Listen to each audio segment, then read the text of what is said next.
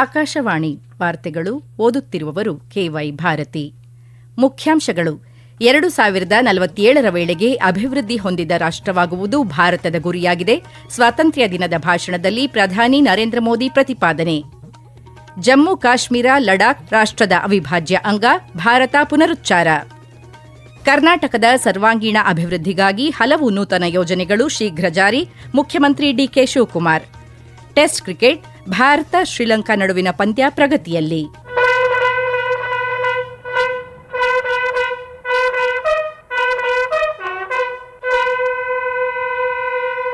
ವಾರ್ತೆಗಳ ವಿವರ.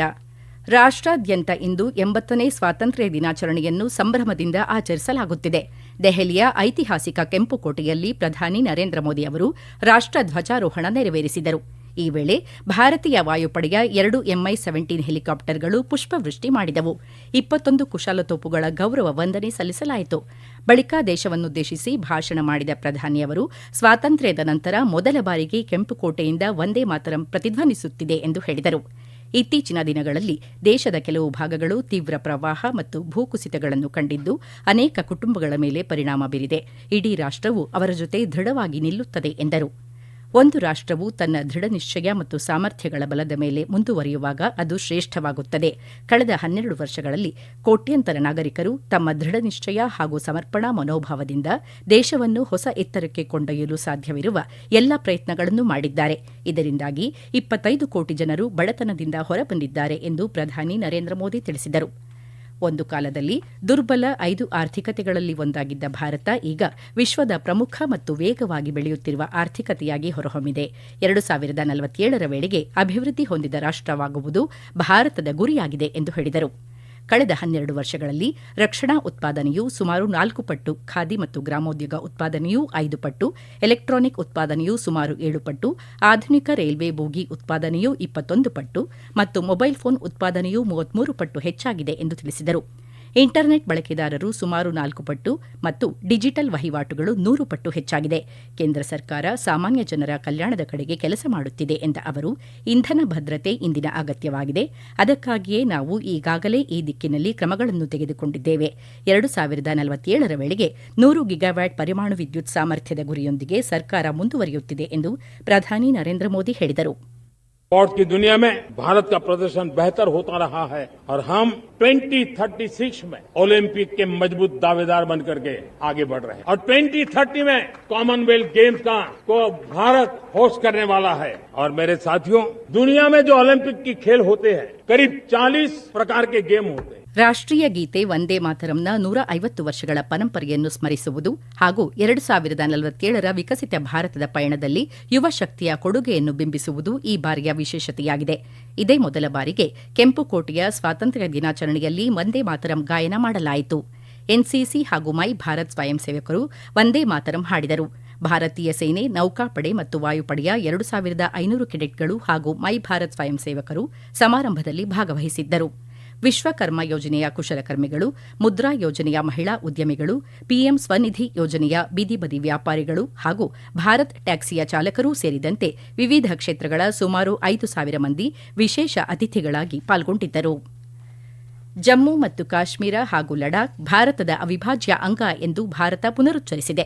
ನವದೆಹಲಿಯಲ್ಲಿಂದು ಮಾಹಿತಿ ನೀಡಿದ ವಿದೇಶಾಂಗ ಸಚಿವಾಲಯದ ವಕ್ತಾರ ರಣಧೀರ್ ಜೈಸ್ವಾಲ್, ಪಾಕಿಸ್ತಾನ ಆಕ್ರಮಿತ ಜಮ್ಮು ಮತ್ತು ಕಾಶ್ಮೀರದಲ್ಲಿ ಪ್ರಸ್ತುತ ನಡೆಯುತ್ತಿರುವ ದೌರ್ಜನ್ಯಗಳು ಹಾಗೂ ಗಡಿಯಾಚೆಗಿನ ಭಯೋತ್ಪಾದನೆಗೆ ಆ ಪ್ರದೇಶದ ಬಳಕೆಯು ಅಂತಾರಾಷ್ಟೀಯ ಸಮುದಾಯ ಕಳವಳ ಪಡಬೇಕಾದ ವಿಷಯವಾಗಿದೆ ಎಂದು ಹೇಳಿದರು. ಪ್ರಶ್ನೆಯೊಂದಕ್ಕೆ ಉತ್ತರಿಸಿದ ಅವರು, ಕಳೆದ ಕೆಲವು ತಿಂಗಳಲ್ಲಿ ಭಾರತ ಅಫ್ಘಾನಿಸ್ತಾನದೊಂದಿಗೆ ಹಲವಾರು ಒಪ್ಪಂದಗಳನ್ನು ಮಾಡಿಕೊಂಡಿದೆ. ಅಫ್ಘಾನಿಸ್ತಾನದ ಅನೇಕ ಸಚಿವರು ಭಾರತಕ್ಕೆ ಭೇಟಿ ನೀಡಿದ್ದಾರೆ. ಇದು ಅಭಿವೃದ್ಧಿ, ಸಹಕಾರ, ವ್ಯಾಪಾರ, ಸಂಪರ್ಕ ಸೇರಿದಂತೆ ವಿವಿಧ ಕ್ಷೇತ್ರಗಳಲ್ಲಿ ಪಾಲುದಾರಿಕೆಯನ್ನು ಬಲಪಡಿಸಲು ಕಾರಣವಾಗಿದೆ ಎಂದು ತಿಳಿಸಿದರು. ಡೀಸೆಲ್ ಪೂರೈಕೆಗಾಗಿ ಭಾರತ ಬಾಂಗ್ಲಾದೇಶದೊಂದಿಗೆ ನಿರಂತರ ಒಪ್ಪಂದ ಹೊಂದಿದೆ.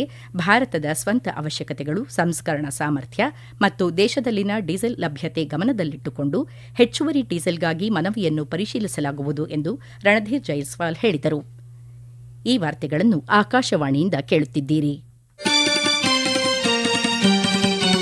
ನಮ್ಮ ಎಲ್ಲಾ ರಾಷ್ಟ್ರೀಯ ವಾರ್ತೆಗಳು ಹಾಗೂ ಪ್ರದೇಶ ಸಮಾಚಾರ ಈಗ ಆಕಾಶವಾಣಿ ನ್ಯೂಸ್ ಕನ್ನಡ ಯೂಟ್ಯೂಬ್ ಚಾನೆಲ್ನಲ್ಲಿ ಲಭ್ಯ.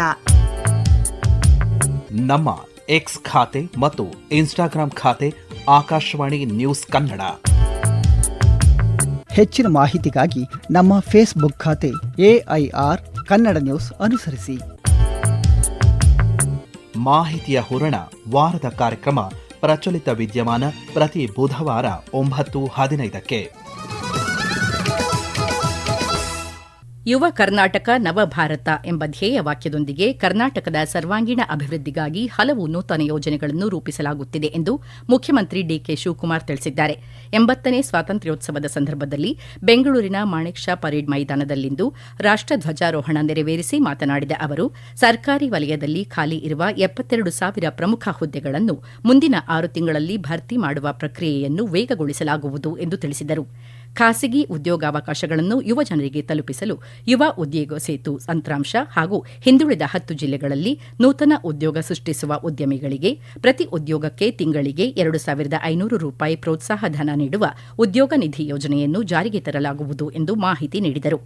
ಶೈಕ್ಷಣಿಕ ಮತ್ತು ತಾಂತ್ರಿಕ ಕ್ಷೇತ್ರದಲ್ಲಿ ಬೃಹತ್ ಬದಲಾವಣೆ ತರುವ ನಿಟ್ಟಿನಲ್ಲಿ ರಾಜ್ಯದ ಶಾಲೆಗಳಲ್ಲಿ 6ನೇ ತರಗತಿಯಿಂದಲೇ ಎಐ ಶಿಕ್ಷಣ ಪರಿಚಯಿಸುವ ಎಐ ಅಕ್ಷರ ಅಭಿಯಾನ ಮತ್ತು ಉಚಿತ ಕೋಡಿಂಗ್ ಗುರುಕುಲ ಯೋಜನೆಗಳಿಗೆ ಚಾಲನೆ ನೀಡಲಾಗಿದೆ ಎಂದು ಅವರು ಹೇಳಿದರು. ಜೊತೆಗೆ ಬೆಂಗಳೂರಿನಲ್ಲಿ ದೇಶದ ಮೊದಲ ಸರ್ಕಾರಿ ಎಐ ವಿಶ್ವವಿದ್ಯಾಲಯ ಸ್ಥಾಪನೆ, 1,000 ಸರ್ಕಾರಿ ಶಾಲೆಗಳನ್ನು ಕರ್ನಾಟಕ ಪಬ್ಲಿಕ್ ಶಾಲೆಗಳಾಗಿ ಮೇಲ್ದರ್ಜೆಗೇರಿಸುವುದು ಮತ್ತು ಗ್ರಾಮೀಣ ಸರ್ಕಾರಿ ಶಾಲಾ ವಿದ್ಯಾರ್ಥಿಗಳಿಗೆ ವೃತ್ತಿಪರ ಕೋರ್ಸ್ಗಳ ಪ್ರವೇಶದಲ್ಲಿ 7.5% ಒಳ ಮೀಸಲಾತಿ ಕಲ್ಪಿಸುವ ವಿದ್ಯಾರ್ಥಿ ಸಹಾಯ ಹಸ್ತ ಯೋಜನೆಯನ್ನು ಇದೇ ವೇಳೆ ಮುಖ್ಯಮಂತ್ರಿ ಡಿಕೆ ಶಿವಕುಮಾರ್ ಪ್ರಕಟಿಸಿದರು. ಕೃಷಿ ಕ್ಷೇತ್ರಕ್ಕೆ ಆಧುನಿಕ ತಂತ್ರಜ್ಞಾನ ಜೋಡಿಸಲು ಮುಖ್ಯಮಂತ್ರಿ ರೈತ ಚೈತನ್ಯ ಹಾಗೂ 3 ಎಕರೆವರೆಗಿನ ಸಣ್ಣ ರೈತರಿಗೆ ಕೃಷಿ ಯಂತ್ರೋಪಕರಣಗಳ ಬಾಡಿಗೆ ವೆಚ್ಚದಲ್ಲಿ 50% ಸಬ್ಸಿಡಿ ನೀಡುವ ರೈತ ಮಿತ್ರ ಯೋಜನೆಗಳನ್ನು ಜಾರಿಗೆ ತರಲಾಗುತ್ತಿದೆ ಎಂದು ಅವರು ತಿಳಿಸಿದರು. ಬಳಿಕ ನಡೆದ ಪಥಸಂಚಲನದಲ್ಲಿ ವಿವಿಧ ಪಡೆಗಳ ತುಕಡಿ ಹಾಗೂ ಶಾಲಾ ಮಕ್ಕಳ ತಂಡಗಳಿಂದ ಕವಾಯತು ನಡೆಯಿತು. ಇದಕ್ಕೂ ಮುನ್ನ ಮುಖ್ಯಮಂತ್ರಿಗಳು ತೆರೆದ ವಾಹನದಲ್ಲಿ ತೆರಳಿ ಗೌರವ ವಂದನೆ ಸ್ವೀಕರಿಸಿದರು. ಉತ್ಸವದ ಭಾಗವಾಗಿ 800 ಶಾಲಾ ಮಕ್ಕಳಿಂದ ಸಾಂಸ್ಕೃತಿಕ ಕಾರ್ಯಕ್ರಮ ನಡೆಯಿತು. ಬೆಂಗಳೂರಿನ ಆಕಾಶವಾಣಿಯಲ್ಲಿ 80ನೇ ಸ್ವಾತಂತ್ರ್ಯೋತ್ಸವವನ್ನು ಉತ್ಸಾಹದಿಂದ ಆಚರಿಸಲಾಯಿತು.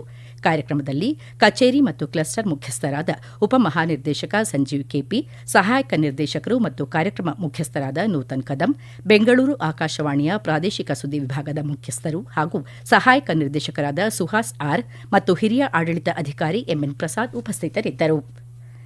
ನೀಟ್ ಯುಜಿ ಪ್ರಶ್ನೆ ಪತ್ರಿಕೆ ಸೋರಿಕೆ ಪ್ರಕರಣ ತನಿಖೆ ಸಮಯದಲ್ಲಿ ಹೊಸ ಪುರಾವೆಗಳು ಹೊರಬಂದಿರುವುದರಿಂದ ದೆಹಲಿಯ ವಿಶೇಷ ತ್ವರಿತಗತಿ ನ್ಯಾಯಾಲಯವು ಹೆಚ್ಚಿನ ತನಿಖೆ ನಡೆಸಲು ಕೇಂದ್ರೀಯ ತನಿಖಾ ದಳ ಸಿಬಿಐಗೆ ಅನುಮತಿ ನೀಡಿದೆ.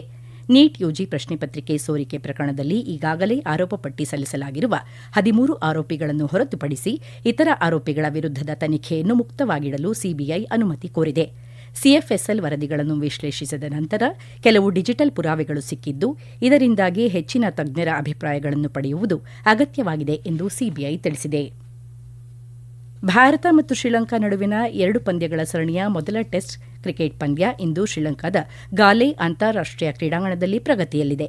ಮೊದಲು ಬ್ಯಾಟಿಂಗ್ ಮಾಡುತ್ತಿರುವ ಭಾರತ ಇತ್ತೀಚಿನ ವರದಿ ಬಂದಾಗ 1 ವಿಕೆಟ್ ನಷ್ಟಕ್ಕೆ 101 ರನ್ ಮಾಡಿ ಆಡುತ್ತಿದ್ದು, ಪ್ರಸ್ತುತ ಮಳೆಯ ಕಾರಣ ಪಂದ್ಯ ಸ್ಥಗಿತಗೊಂಡಿದೆ. ಭಾರತೀಯ ಪುರುಷರ ತಂಡ ಐತಿಹಾಸಿಕ 600ನೇ ಟೆಸ್ಟ್ ಪಂದ್ಯವನ್ನು ಆಡುತ್ತಿದೆ. ಇಂಗ್ಲೆಂಡ್ ಮತ್ತು ಆಸ್ಟ್ರೇಲಿಯಾ ನಂತರ ಆ ಮೈಲಿಗಲ್ಲನ್ನು ತಲುಪಿದ 3ನೇ ತಂಡವಾಗಿದೆ. UGC NET, CSIR NET, ICAR AIEEA PG, AICE PhD 2026ರ ತಾತ್ಕಾಲಿಕ ಉತ್ತರ ಕೀಗಳನ್ನು ನಾಳೆ ಪ್ರಕಟಿಸಲಾಗುವುದು ಎಂದು ರಾಷ್ಟ್ರೀಯ ಪರೀಕ್ಷಾ ಸಂಸ್ಥೆ ಎನ್ಟಿಎ ಘೋಷಿಸಿದೆ.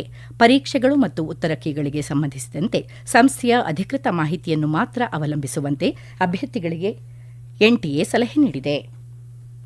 ಈಗ ಕೊನೆಯಲ್ಲಿ ಮತ್ತೊಮ್ಮೆ ವಾರ್ತೆಗಳ ಮುಖ್ಯಾಂಶಗಳು. 2047ರ ವೇಳೆಗೆ ಅಭಿವೃದ್ಧಿ ಹೊಂದಿದ ರಾಷ್ಟವಾಗುವುದು ಭಾರತದ ಗುರಿಯಾಗಿದೆ. ಸ್ವಾತಂತ್ರ್ಯ ದಿನದ ಭಾಷಣದಲ್ಲಿ ಪ್ರಧಾನಿ ನರೇಂದ್ರ ಮೋದಿ ಪ್ರತಿಪಾದನೆ. ಜಮ್ಮು ಕಾಶ್ಮೀರ ಲಡಾಖ್ ರಾಷ್ಟದ ಅವಿಭಾಜ್ಯ ಅಂಗ, ಭಾರತ ಪುನರುಚ್ಚಾರ. ಕರ್ನಾಟಕದ ಸರ್ವಾಂಗೀಣ ಅಭಿವೃದ್ಧಿಗಾಗಿ ಹಲವು ನೂತನ ಯೋಜನೆಗಳು ಶೀಘ್ರ ಜಾರಿ, ಮುಖ್ಯಮಂತ್ರಿ ಡಿಕೆ ಶಿವಕುಮಾರ್. ಹಾಗೂ ಟೆಸ್ಟ್ ಕ್ರಿಕೆಟ್, ಭಾರತ ಶ್ರೀಲಂಕಾ ನಡುವಿನ ಪಂದ್ಯ ಪ್ರಗತಿಯಲ್ಲಿ. ಇಲ್ಲಿಗೆ ವಾರ್ತಾ ಪ್ರಸಾರ ಮುಕ್ತಾಯವಾಯಿತು. ನಮ್ಮ ಮುಂದಿನ ವಾರ್ತಾ ಪ್ರಸಾರ ಮಧ್ಯಾಹ್ನ 2:30ಕ್ಕೆ.